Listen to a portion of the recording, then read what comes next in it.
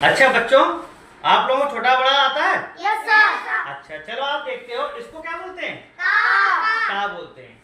अच्छा, जब इसको का बनाया गया तो देखो ये ऊपर एक लाइन है, ये खींची गई है। क्या आपको इसका नाम पता है? इसको क्या बोलते हैं? पता है किसी को? नहीं पता ना? तो जितने भी हिंदी वर्णमाला के जितने भी आप अक्षर बनाते हैं उन सब वर्णों में आप देखते हो सबसे ऊपर ये लाइन खींचते हैं हम, है ना? जैसे का है, खा अगर लिखेंगे तो हम खा में भी देखो ये खा होगा, कंप्लीट नहीं हुआ जब तक ये लाइन नहीं खींच रहे हैं ना। ऐसे ही गा लिखेंगे तो भी हम ऐसे बना के, क्या ये गा हो गया? नहीं हुआ ना जब तक हम इसको ऐसे नहीं खींचते, है ना?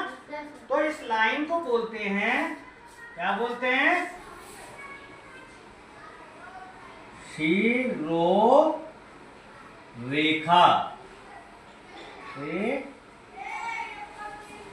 शिरोरेखा,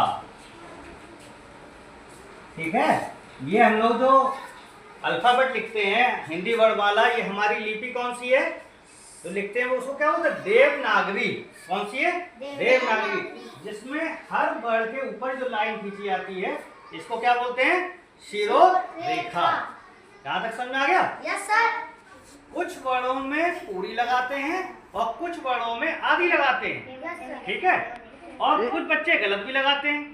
देखो जैसे का पे पूरी खींची है, ये खा पे भी पूरी खींची है, गा पे भी पूरी खींची है ना?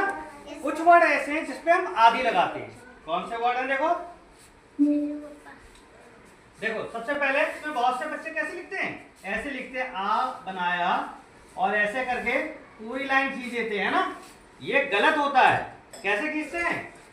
ये आ जो गोला है इसके ऊपर कभी नहीं आती शिरोरेखा, ये आधी लगती इस तरीके से है, आधी लगी है तो सही लिखना आया समझ में। कुछ व्यंजन वर्ण भी हैं जिन पे भी शिरोरेखा कितनी है? आधी आती है, ठीक है। वो कौन से हैं? था, धा, भा, छा और ये क्या है? श्रा। तो इन पे भी शिरोरेखा कितनी है? देखो आधी। अब हम ये भूल जाएंगे कि किस पे आधी लग रही है, किस पे पूरी लग रही है, ये तो भूल जाएंगे। तो जिनमें देखो ये ऊपर आ रहा है गोला बन रहा है, देखो ऊपर जिनमें ये गोले बन रहे हैं उन पे शिरोरेखा कैसी है? आधी। जैसे अगर हम का लिख रहे थे तो का पे देखो हमने पूरी खींची थी ना, ऐसे।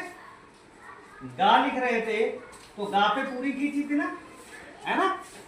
पा लिखते तो पा ऐसे, क्या पा अभी बन गया? पा अभी पा नहीं बना ना, जब तक इस पे ये रेखा नहीं आएगी ये पूरी खींच रही है। लेकिन जब हम लिखेंगे धा तो ये धा ऐसे ही तो बन रहा है, देखो। अब इसमें देखो यहाँ गोला है कि नहीं है? ये गोला है ना, इसकी वजह से ये कहाँ खींचेगी? आधी। भा कैसे लिखते हैं? देखो ऐसे ही तो भा लिखते हैं।